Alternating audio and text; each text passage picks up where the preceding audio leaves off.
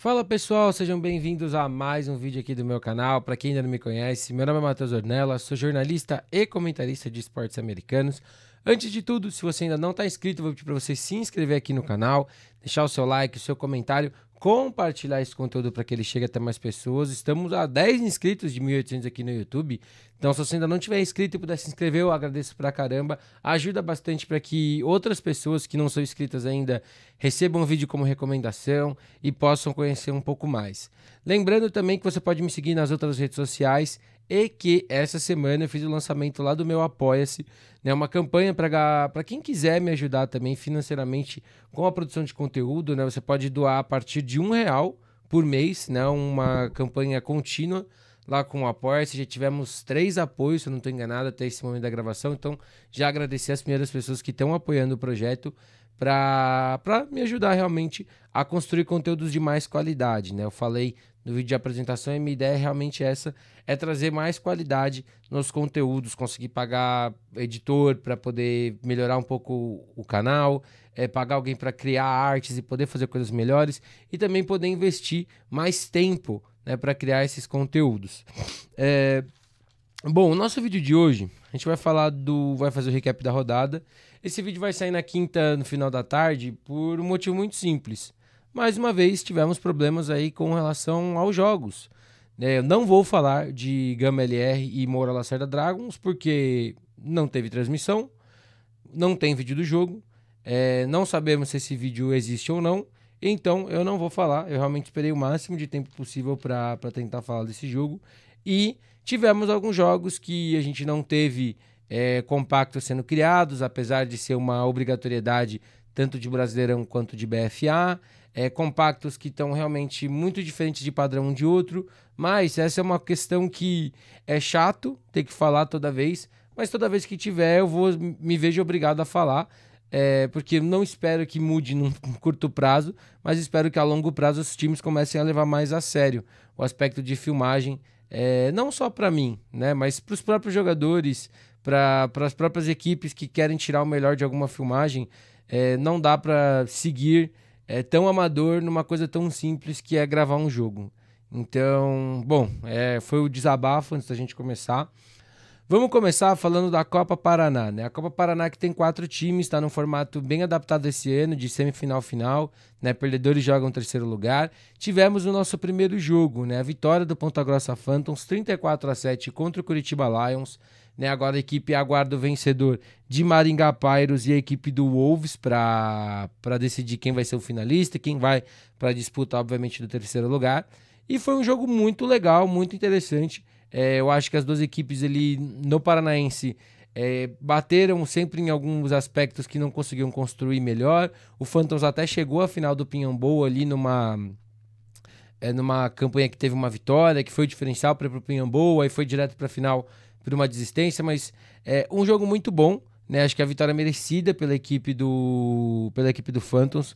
Conseguiu trazer um jogo muito bom no jogo terrestre, fisicamente muito equilibrado, uma partida muito boa do Daniel Dias e do Santos para correr com a bola, dividindo bem as carregadas, um sistema que abriu possibilidades para um jogo aéreo também mais pontual, mas que encaixou legal. E funciona muito quando você tem esse sistema de jogo, você tem um quarterback como Moreira, né, que é um cara que traz velocidade, é um cara que você pode desenhar corridas para ele, e é o cara que nos play actions ou nas jogadas de passe, que você não ficar com ninguém livre, ele vai poder estender jogadas até alguém ficar livre, ou vai poder correr com a bola como fez em alguns momentos. Então a gente vê uma equipe que ajusta seu sistema ao que tem dentro do elenco de jogadores e conseguiu fazer um jogo muito bom, né? Do ataque do Curitiba Lions, gostei da partida do running back, o camisa número 4, o Marcos. Acho que a equipe poderia ter explorado até mais esse jogo terrestre. O jogo aéreo, que é a cara desse Curitiba Lions, teve alguns bons momentos, encaixou uma vez ou outra. Teve um bom touchdown ali do Jota, né, no passe do Breno. Foi uma situação de o meu cara contra o seu cara e eu vou confiar. Eu achei isso muito bom, mas acabou ficando um pouco previsível, né? Ele procurou o Jota ali de novo em outras situações mais claras de passe. A defesa conseguiu se ajustar a isso e forçou uma interceptação numa jogada como essa, inclusive, né? Já no segundo tempo. Então, eu gostei. Eu acho que o Curitiba Lions mantém aquela cara de ataque que é versátil, quer tentar fazer muita coisa diferente, mas eu gostei desse jogo terrestre. Eu acho que a equipe poderia ter explorado um pouco mais, né? No jogo aéreo, como eu falei, Breno teve alguns passes bons que foram dropados, teve alguns passes que ele errou, algumas jogadas que ele não teve tempo para se decidir, porque a defesa já estava lá para forçar um erro, mas eu gosto desses jogos, porque mesmo quando a gente tem uma disparidade assim desse placar, a gente vê os ataques conseguindo acertar um pouco mais, né? E no Paranaense, às vezes você está enfrentando um Crow, um Brown Spiders, um HP, você não consegue ter tanto sucesso, né? Porque existe uma disparidade óbvia das equipes, né? Falando um pouco das defesas, gostei, né? Eu acho que as duas defesas, a defesa do Ponta Grossa teve um jogo bom, teve uma pick six na jogada que comentei do Jota, foram 2 interceptações, foi se ajustando ao que o Curitiba Lions queria fazer no aspecto aéreo, né? E no segundo tempo, quando o ataque fez suas mudanças, trocou de quarterback, fez o necessário ali para manter a equipe na frente, né? Conseguiu controlar, não deu ali muitos espaços, tirou um pouco o pé também, né? O ataque, a defesa, para conseguir garantir um pouco mais, e eu acho que a equipe só tem que reduzir um pouquinho os erros de special team, né? Foram 2 turnovers cedidos pela equipe por conta dos special teams, e é algo que na final pode pesar, né? Então, reduzir esses errinhos, mas um ataque que operou bem dentro do que tinha dentro do elenco, defesa se ajustou bem durante o jogo e conseguiu garantir a vitória. Da defesa do Lions, sofreu muito no aspecto físico do jogo, né, para conseguir parar esse ataque que poderia correr com vários caras diferentes. Teve uma parada ou outra, mas no geral, fisicamente, acho que sentiu um pouco do jogo. E também em campo aberto sofreu um pouco mais para finalizar algumas jogadas. Mas vai ter o jogo de terceiro lugar, né? E eu acho que é mais uma oportunidade que essa equipe vai ter para produzir. Indo agora para a Pick Six Cup, né? A Pick Six voltou para esse ano, né? Teve ano passado, a competição voltou, né? Pós-pandemia. Esse ano também a gente tem uma versão reduzida com 4 times. E tivemos a primeira rodada, né? Tivemos na parte da manhã Tatuapé Monsters 30, São José Jets 10. Um jogo que me surpreendeu mais ou menos, porque assim, eu até postei no Instagram essa semana, né? O Monsters jogar como jogou ofensivamente não me surpreendeu, porque é o estilo do Mike Shims, como head coach, né? Chegou na equipe do Monsters pós-SPFL e é o que ele implementa, é o que ele já implementou quando passou por todos os times que ele passou dentro do FABR. Então, é o estilo que ele vai rodar. A gente viu muitas formações pesadas, a gente viu tentar algumas outras formações um pouquinho mais abertas, né, com 2 caras ali no backfield junto com o Afonso. E a gente viu a equipe conseguir trabalhar melhor dessa forma. E, sendo bem sincero, eu acho que, olhando para o Afonso, que é o quarterback da equipe, o cara veterano, que está lá há muitos e muitos anos, talvez seja o melhor sistema para ele rodar, né? Porque assim, ele não é um cara que tem um braço para lançar em profundidade, não é o cara mais rápido do mundo na posição de quarterback, mas ele consegue correr com a bola, ele consegue produzir, consegue fazer essas corridas pelo meio pesadas que você quer fazer com o seu quarterback, né? Quarterback sneak ali pelo meio. E acho que ele conseguiu, acho que é uma oportunidade muito boa para ele se achar dentro desse sistema, né? A gente viu ele conseguindo passar algumas bolas, a gente viu a equipe conseguindo avançar muito bem, o backfield apareceu bem pra caramba, o OL fez um bom trabalho, principalmente no primeiro tempo. Então eu acho que é mais um caso de você adaptar ao que você tem. Eu acho que o Mike Shins ia implementar esse estilo independente do quarterback que ele tivesse, né? A menos que ele tivesse talvez um cara muito diferente ali na posição. E esse cara não é o Afonso, né? É um cara que vai conseguir mover nesse estilo de jogo, mas não dá para você exigir dele passes em profundidade ou um sistema talvez que você exija muito do poder de decisão do seu quarterback. Mas foi um ataque muito bom, gostei muito do que eu vi. A defesa, eu também gostei pra caramba, porque o Monsters perdeu muita gente, né? Pós a SPFL do ano passado, perdeu uma gente no começo do ano, perdeu gente agora nessa segunda janela e perdeu muitos caras titulares. Perdeu para Steam, perdeu para Avengers, para outros times que os jogadores foram. Então a equipe trouxe uma defesa com muito cara novo e que perdeu poucos tackles, que conseguiu se ajustar bem durante o jogo. A gente viu uma equipe bem montada, né? Eu falei isso no vídeo do Instagram, que o Monster sempre foi um time muito disciplinado, né? Então é bom a gente ver isso se mantendo mesmo com você perdendo muitos jogadores, né? Você tem muitos caras novos que já estão mostrando o trabalho e você conseguiu operar bem contra esse São José Jets, que apesar de não ter jogado esse ano, também trouxe um ataque dentro do que a gente imaginava, né? O Igor, que é o quarterback da equipe, que tem um bom braço, consegue desenvolver um pouco mais ali, a defesa estava bem ligada, conseguiu forçar erros, conseguiu ir se ajustando durante o jogo. O Jets não correndo muito com a bola, né? Tá com o Vergatti ali no backfield, né? Era wide receiver na equipe do Paraguai no Airwolves, agora no Jets está jogando ali no backfield. Teve algumas boas jogadas, mas é uma projeção do que ele pode fazer nesse backfield. E foi um jogo que eu acho que o Jets sentiu muito o peso de não ter jogado na temporada. A gente viu um errinho ali logo na primeira jogada da partida, né, num kickoff. Então também tem muito cara novo ali que a equipe tá tendo que pôr para rodar, para entender como vai funcionar. E foi uma grata surpresa essa equipe do Monsters conseguir jogar da forma que jogou, ofensiva e defensivamente. Pro Jets eu acho que é criar ritmo, é rodar essa galera toda. O Jets deve voltar no que vem pra SPFL. Então já ter aí esses 2, 3 jogos que a Pick Six vai proporcionar nessa fase de grupos. Não sei como que vai funcionar o formato de playoff, final, essas coisas. Mas eu acho que foi bem interessante. O nosso outro jogo foi Six Spartans 42, Taubaté Futebol 7. O Spartans teoricamente viria com o elenco para rodar e a gente não viu tanto isso, né? A gente viu mais uma vez o Mamão ficar de fora do jogo, né? Contra o Caraguá, pelo Brasileirão, ele jogou um pouco e o Alan foi quem jogou a grande maioria do tempo. Nesse jogo de agora ele não jogou, né? A gente viu o Alan e o Nick jogando, né? A gente viu algumas ausências, né? A linha ofensiva estava sem alguns caras, né? A gente viu ali alguns receivers jogando um pouco menos, né? O Mega teve menos tempo em campo, mas a gente viu majoritariamente o time principal do Spartan jogando, né? O corpo de linebacker estava completo, a defesa estava praticamente com todo mundo. A gente viu que houveram algumas peças que rodaram, né? Mas majoritariamente era o time principal do Spartans rodando muita coisa. E assim, 42-7 dentro do esperado. A equipe do Taubaté teve um começo de jogo, um primeiro tempo muito bom, onde conseguiu forçar turnovers, conseguiu forçar erros com a sua defesa. O ataque teve alguns momentos, conseguiu pontuar, mas o Spartans, de certa forma, tinha o controle e no sinal ali de que poderia apertar um pouco mais, aí pisou um pouquinho mais no acelerador, estabeleceu vantagem e conseguiu vencer o jogo, né?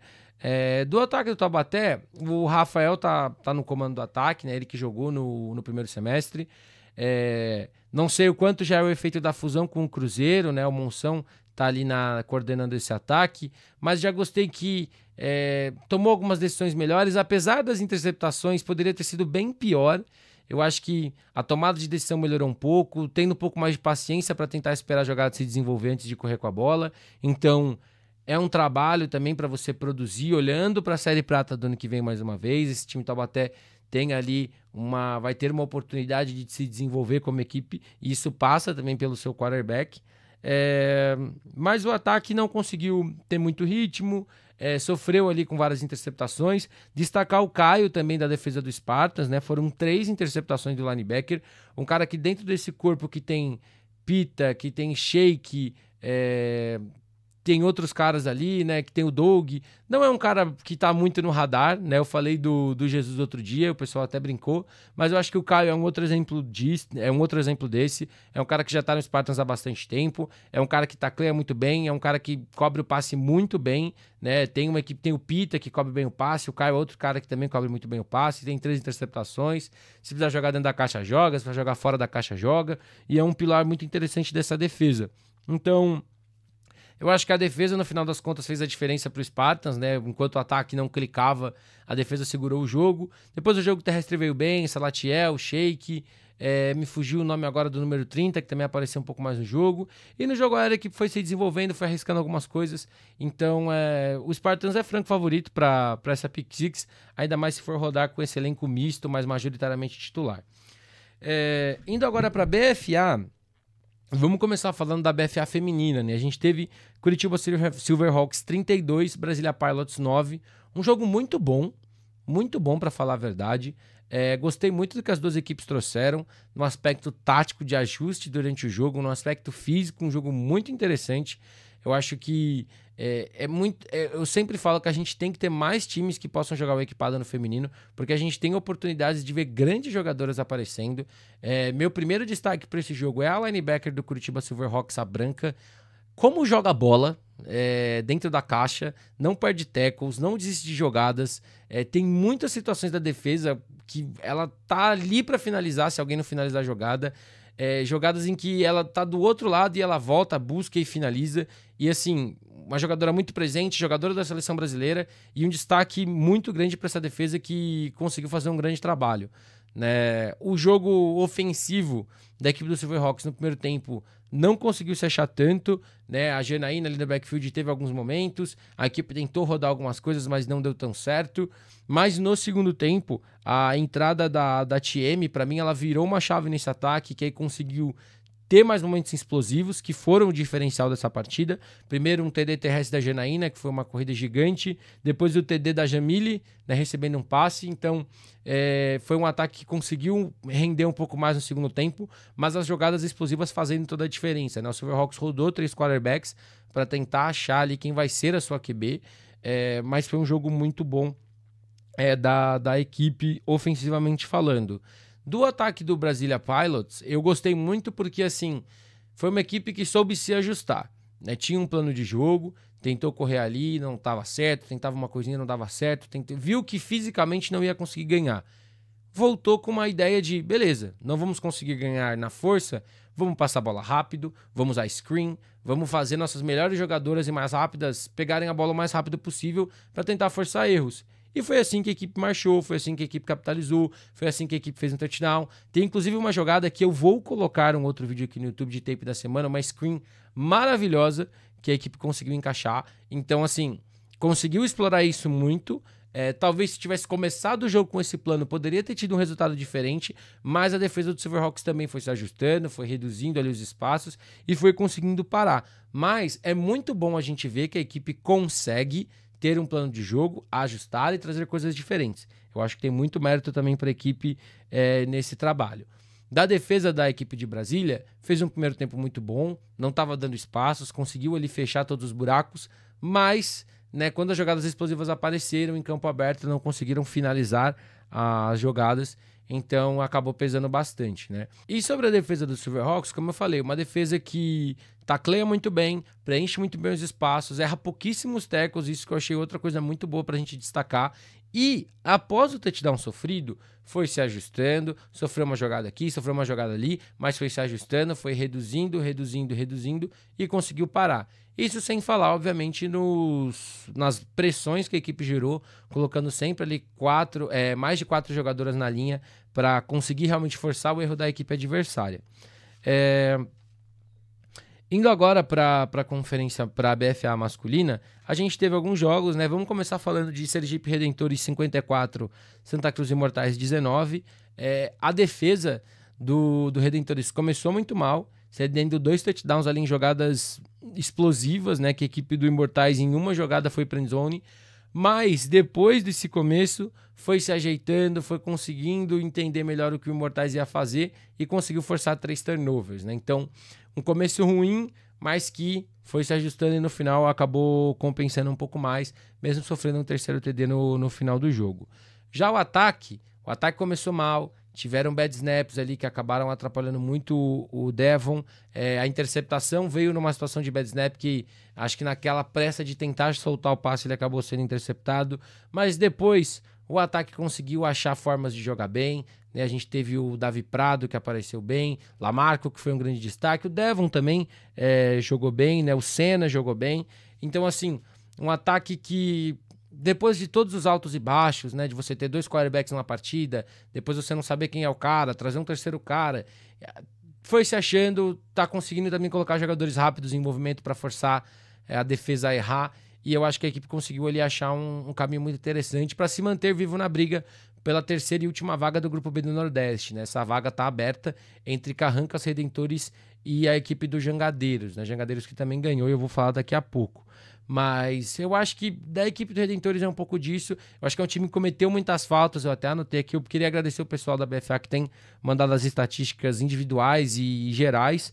Foram 14 faltas para 146 jardas da equipe do Redentores. Então, eu acho que é uma equipe que tem que reduzir isso, obviamente, para o seu último jogo. E caso chegue nos playoffs, é algo que com certeza vai fazer a diferença se você não reduzir.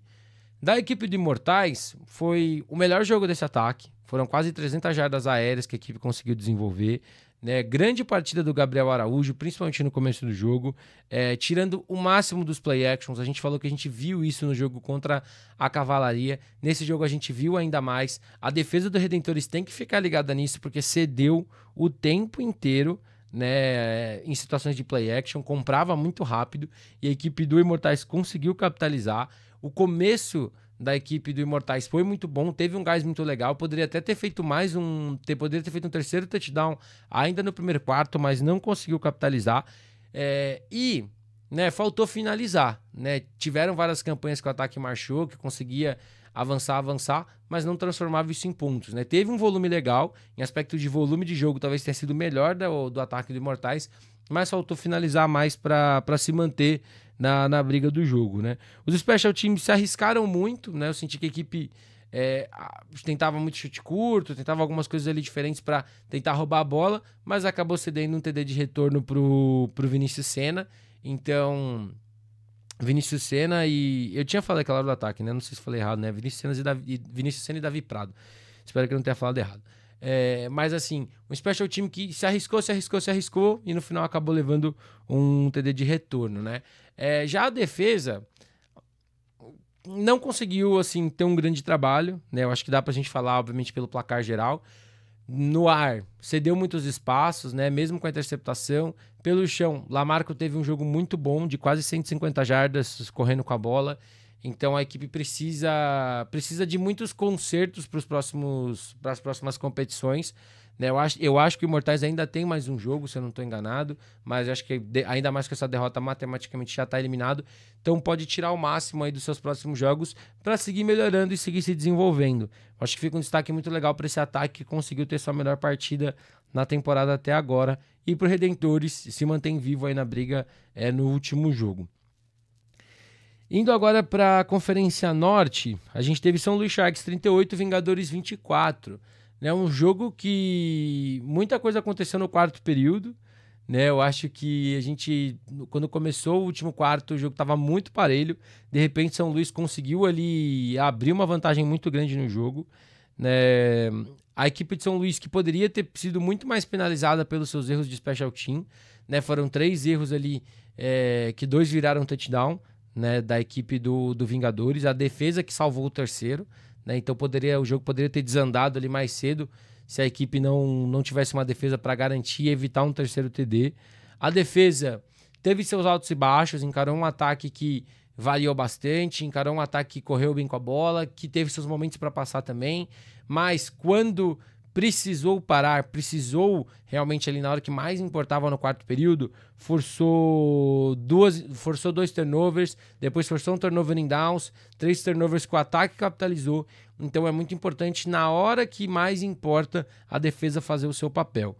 Né? O ataque de São Luís também engasgou muito no começo do jogo, até o quarto período tinha tido um touchdown numa corrida com o Douglas, mas estava engasgando bastante. Porém, quando sua defesa te deu o campo curto, capitalizou. Conseguiu conseguiu TDs com Cardenas, o Douglas apareceu bem no jogo, forçando faltas nas horas certas também, situações ali de terceira para 1 jarda, quarta para 2, 3 jardas, conseguia forçar offsides, ganhar novas primeiras descidas, então maturidade desse ataque de São Luís para conseguir forçar essas faltas inteligentes, e a equipe conseguiu capitalizar quando teve a chance. Do Douglas, eu queria trazer uma observação, que eu gostei muito do estilo dele, é um cara que traz velocidade ali para a posição de quarterback, tem jogadas, mas faltou um pouco mais de consistência no começo do jogo passando a bola. Né? Vai encarar o Manaus ali pela liderança dessa Conferência Norte, e se você quiser ter chance contra esse Manaus, você vai ter que reduzir esses errinhos no seu jogo aéreo, os special teams vão ter que melhorar também, mas falando só do Douglas, eu acho que tem um potencial legal, ele conseguiu conectar alguns passes depois, teve um passe para touchdown bom, mas tem que ter mais consistência ali passando a bola para conseguir vencer todos os jogos. Passando para o Vingadores, né, eu gostei do que o ataque trouxe. Eu realmente gosto desses ataques que conseguem variar.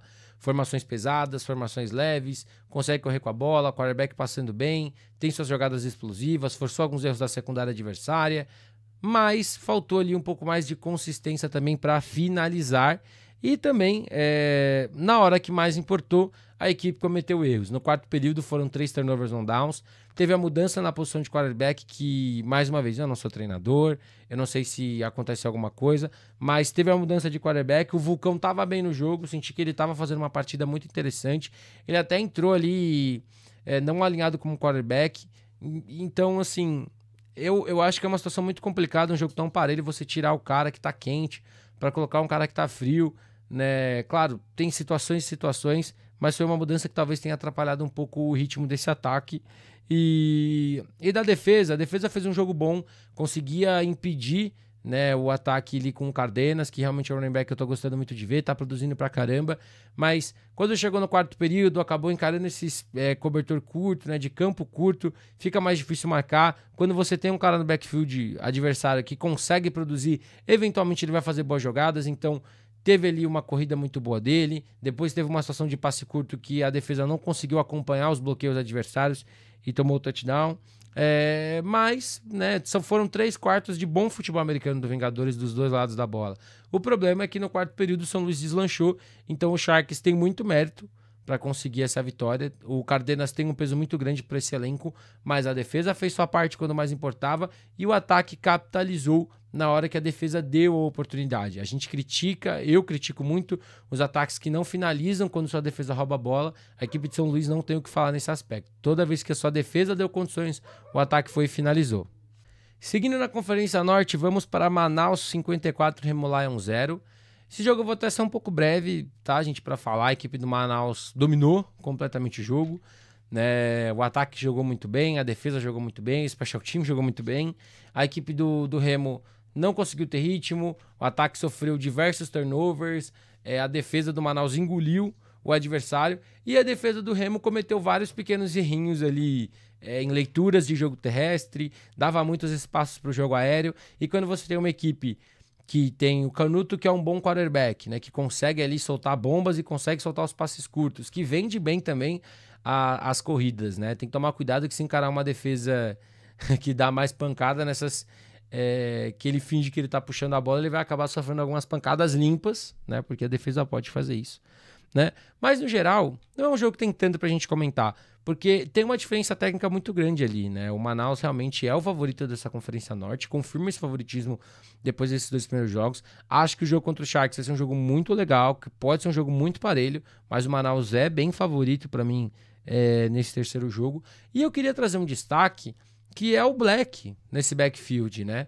Eu acho que a equipe trouxe ele esse ano, eu acho que foi uma pedida muito boa, um cara que tem uma experiência gigante dentro do Sul, é um cara que foi essencial para equipes serem campeões por lá, essencial para fazer equipes crescerem, e é um cara veterano já, né? Tá com seus 33, 34 anos e comandou esse backfield, teve jogadas muito explosivas, teve seus touchdowns, tá jogando com uma linha ofensiva muito boa, então... a gente fala de reforços, a gente fala de contratações, mas é um peso muito forte e muito bom quando você traz um cara veterano para somar com um time que está caminhando para ser uma potência dentro do Brasil.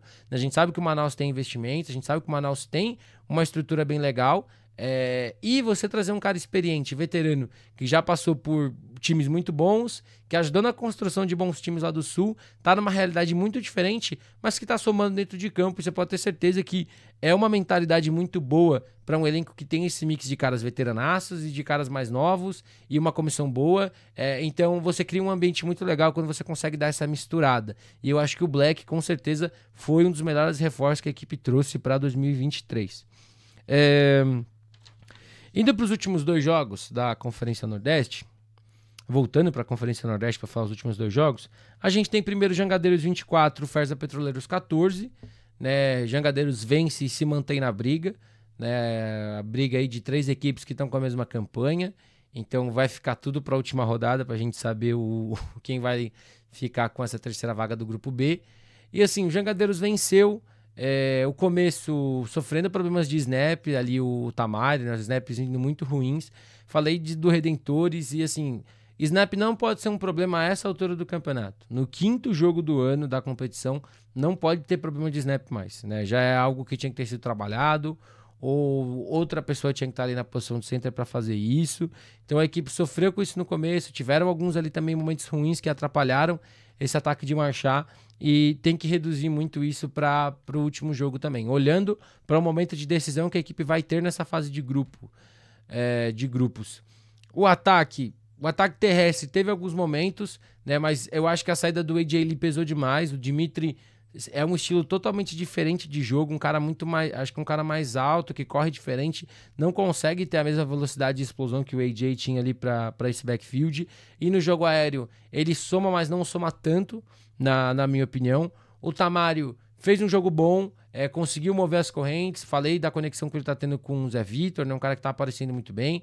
O Tamário já passou das 1.000 jardas, se eu não me engano, acho que ele tá com 15 touchdowns passados agora. É um cara que faz o necessário para manter a equipe viva o jogo inteiro, né? E eu acho que o tempo tá provando que se o Galo tivesse dado um pouquinho mais de tempo para ele, talvez ali mais do que um jogo, ele poderia ter se desenvolvido bem lá com a equipe do Galo. Tem ali uma interceptação, como eu falei outro dia do Cotton, né? Tem ali uma interceptação ou outra que às vezes o cara confia demais e ele acaba errando, mas eu acho que é normal. Quando você tem esses caras que vão se arriscar, você paga esse preço às vezes. Mas eu acho que foi um jogo bom do ataque, o ataque tá se desenvolvendo, conseguiu ter um volume transformado em pontos mais cedo no jogo, que foi muito importante. E a defesa, tirando algumas jogadas bem explosivas da UFERJA, fez um bom trabalho. Conseguiu ele parar o adversário, não deixava o jogo terrestre ganhar muito espaço, né? O jogo aéreo conseguia forçar algumas paradas, algumas faltinhas ali que tem que reduzir, mas um jogo bem sólido dos Jangadeiros para se colocar na briga, né, por essa última vaga. Eu acho que a equipe tem potencial para roubar essa terceira vaga de playoffs. Eu acho que vai ser muito interessante a gente ver. Inclusive, eu devo trazer um conteúdinho aqui ou lá no Instagram para falar um pouco mais de quais são os critérios, né, para essa última rodada entre Jangadeiros, Carrancas e Redentores. Falando agora da equipe da UFERJA, né? Foi o último jogo da UFERJA no ano. Né, a equipe teria um jogo contra o Caucaia Sabres ainda que foi cancelado, né, porque o Sabres desistiu da competição. E assim, defesa teve seus bons momentos, roubou a bola, conseguiu forçar paradas, não deixou o jogo terrestre fluir tanto, mas não conseguiu parar os Jangadeiros nos momentos mais cruciais. Em campo aberto, sofreu ali para finalizar jogadas. Então é uma coisa que muitas defesas têm que trabalhar. Mas eu queria, assim como eu destaquei da equipe do Imortais, eu queria destacar esse ataque, né? Que apesar da derrota, teve bons momentos, melhorou do que a gente tinha visto nos últimos jogos e capitalizou, conseguiu fazer isso virar pontos. Se manteve no jogo até o final, né? O ataque conseguiu manter a equipe no jogo até o final, a defesa manteve a equipe no jogo até o final. Então, a equipe teve oportunidades para vencer, mas o Jangadeiros conseguiu se estabelecer. O último destaque é o Lucas, né? O Lucas, o quarterback da equipe da UFERJA, que é o que eu sempre falo da diferença de como você avalia um quarterback fora do FABR e dentro do FABR.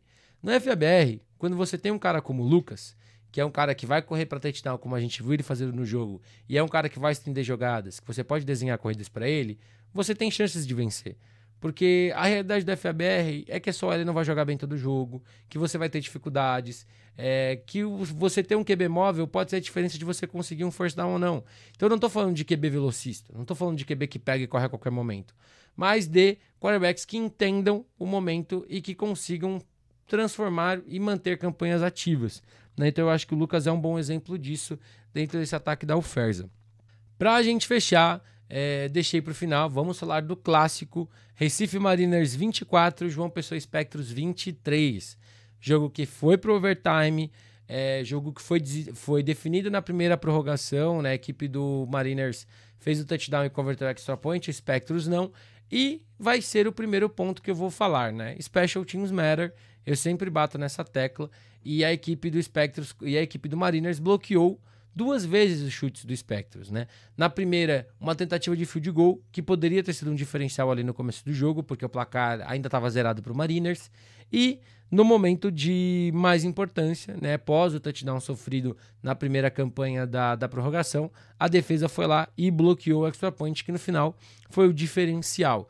Né? O jogo começou esquisito para esse special teams, teve um erro raro ali de um bad snap no punch, que a equipe tentou consertar de alguma forma e não conseguiu. Foi punida por esse erro, né? Na primeira jogada da campanha, o Spectros abriu o placar com um TD de passe do Nick Rooney. E assim, mas depois disso, foi se ajustando, conseguiu fazer um bom trabalho anulando o Cox nos Special Teams. Eu digo anular porque ele teve boas corridas, ele teve algumas boas ações, mas dentro do que ele pode fazer, conseguiu anular bem legal nesse aspecto. Falando do jogo em si, né, fora dos Special Teams, foi tudo que a gente esperava. Não, um jogo truncado, um jogo parelho.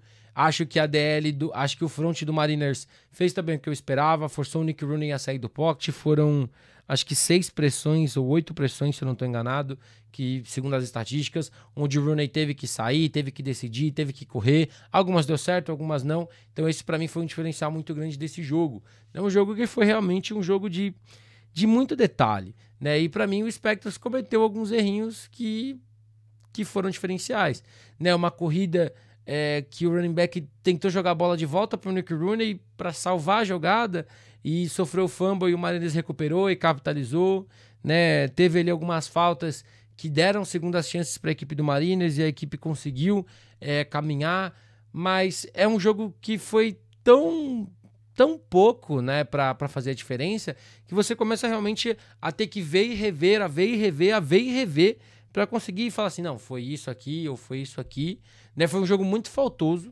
das duas equipes, foram 25 faltas ao todo, 12 do Spectros e 13 do Mariners. Destaque para o ataque do Spectros, que trouxe pacotes diferentes para surpreender a defesa. Ora tinha 3 caras ali no backfield junto com o Nick Rooney. O Nick Rooney por si também conseguindo estender jogadas, conseguindo desenvolver ali com as próprias pernas.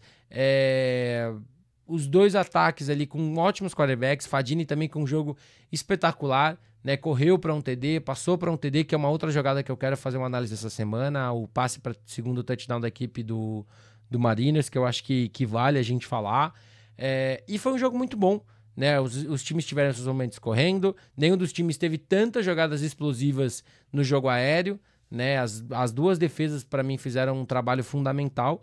E eu acho complicado a gente tentar achar um herói. Um cara do Mariners que eu queria destacar foi o Danilo Farias, né? Que fez o segundo touchdown, que realmente, nesse radar de tantos jogadores que poderia fazer a diferença, eu não tenho vergonha de falar, não era um cara que estava tanto no meu radar, mas que apareceu bem nos Special Teams, teve recepções importantes, teve o touchdown.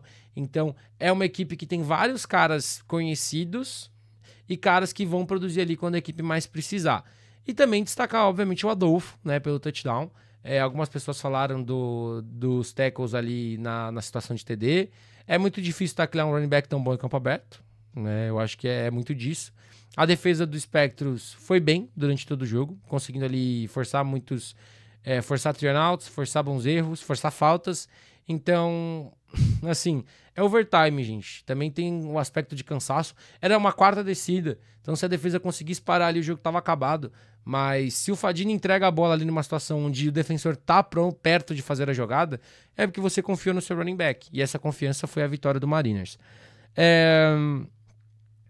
Foi um grande jogo. Eu acho que as equipes, ao que tudo se indica, né, em cenário de playoff, vão se encarar numa semifinal, caso o Mariners vença, caso o Spectros vença seu jogo de wildcard, o que é bem provável, né? Então, assim, esperem um grande jogo novamente. Será mais um jogo com o mando do Mariners pelo aspecto de campanha, né? O Mariners tá na liderança. Então, vai ser um jogo muito bom se acontecer novamente, e vai ser um jogo que, mais uma vez, quem achava que por ser um jogo de fase de grupos, que não teria peso, que não valeria nada, quem viu o jogo viu o que foi, e eu acho que a equipe do Mariners conseguiu ali um feito muito bom jogando em casa para sua torcida, mas o Spectros também deixa uma mensagem de que, assim, os 2 jogos que a gente perdeu esse ano foram para candidatos ao título, e foram 2 jogos que um foi por 2 pontos e um foi por 1 ponto. Então, não desacreditem desses Spectros, tá?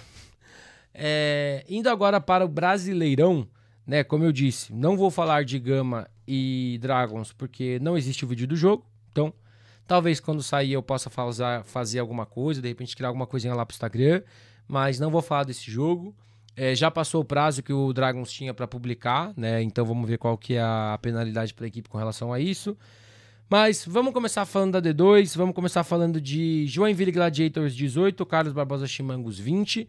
Jogo muito, muito bom, As duas equipes, depois do que eu estava conferindo na tabela, já estão eliminadas de uma briga de playoff da D2, mas um jogo muito, muito bom. Acho que as duas equipes aí trouxeram um duelo muito legal. Eu acho que a equipe dos Chimangos conseguiu talvez o ideal do seu jogo, que é correr bem com a bola e abrir buracos para o seu jogo aéreo.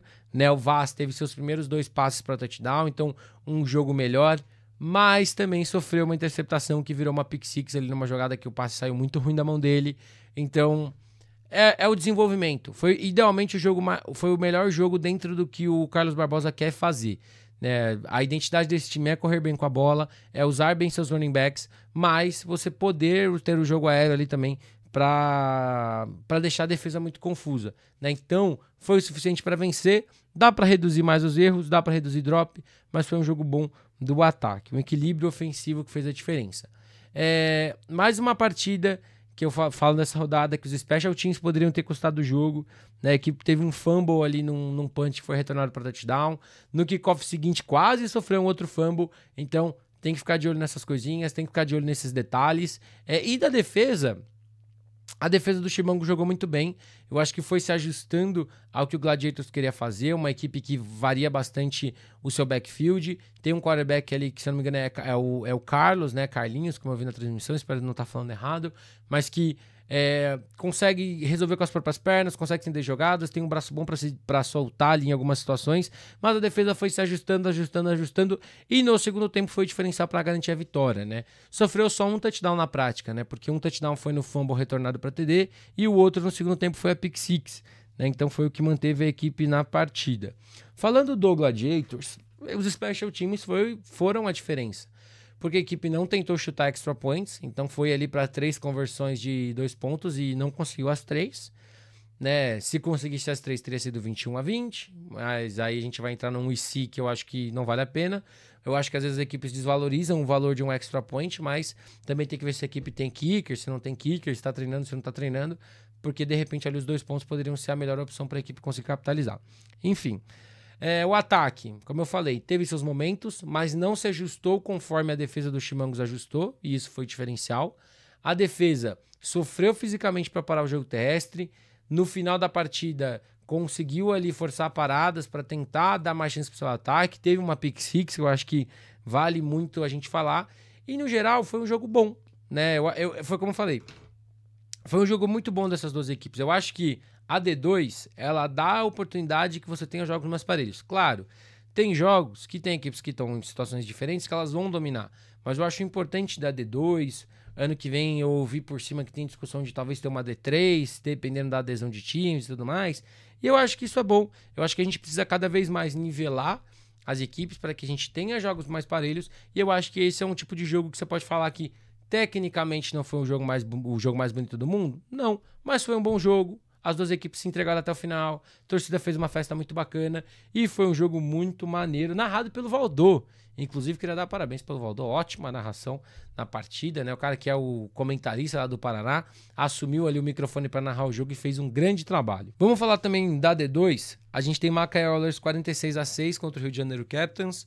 Outro jogo que eu não quero me estender tanto, porque eu acho que o Macaé teve uma dominância muito grande desde o primeiro snap da partida.